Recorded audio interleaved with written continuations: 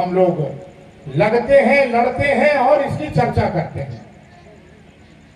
कुछ दिन पहले की चर्चा थी, याद होगा आपको, जब चुनाव आया तो चुनाव में संविधान संशोधन की भी चर्चा हुई। संविधान को हम किस तरह से संशोधन करें। पूरा देश जो है वो एक हो गया है कि हमें किसी भी प्रकार का संशोधन नहीं चाहिए। हमें चाहिए तो सिर्फ बाबा साहब का बनाया हुआ संविधान, जो उन्होंने लिखा है वो संविधान चाहिए।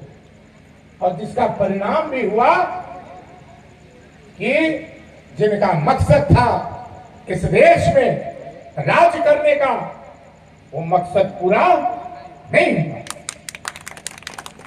इसलिए बाबा साहब भीमराव अम्बेडकर, हम निश्चित रूप से पिछले जन्म के पुण्य प्रताप से राज परिवार में जन्म लिए हैं, लेकिन हमारे पूर्वजों का संस्कार, मेरा संस्कार आपसे छिपा नहीं है।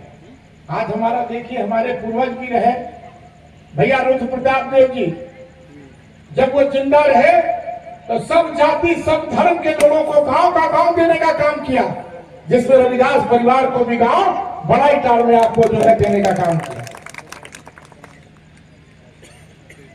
और आज तो निश्चित रूप से ताहिर जी ने कहा, जो आपने सम्मान दिया है, जो आपने अधिकार दिलाने का काम किया है, जो आपने कुर्सी पे बैठाने का काम किया है, सबसे पहला प्राथमिकता रहेगा कि आपको कमजोर ना बनाए, आपको किसी भी तरह से आगे बढ़ाने की कोई भी शक्ति हो, हम लोग करने का काम करें।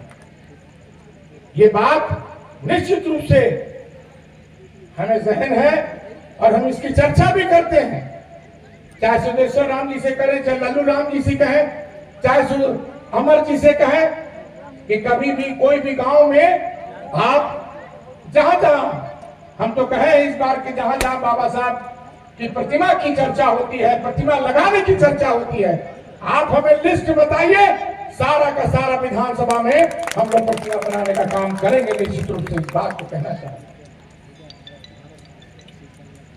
इसलिए मैं माता बहनों से भी कहना चाहता हूं, जिस तरह से बाबा साहब जो मूल मंत्र दिए थे, शिक्षित बनो, संघर्ष करो, संगठित हो, तो शिक्षा कम से कम आपके माध्यम से हो। हम किसी से पीछे ना रहे। बाबा साहब की तरह, हमारे भाई ने कहा कि बाबा साहब की तरह आप बनिए। बाबा साहब के विचारों का कम से कम 10% भी अगर आप ख्याल करिएगा तो निश्चित रूप से आपको कोई पीछा नहीं कर सकता। इस बात को मैं कहना चाहता हूं। लेकिन और खास करके अभी जो चर्चाएं आई, दहेज प्रथा की जो चर्चा हुई, निश्चित रूप से ये नहीं होना चाहिए।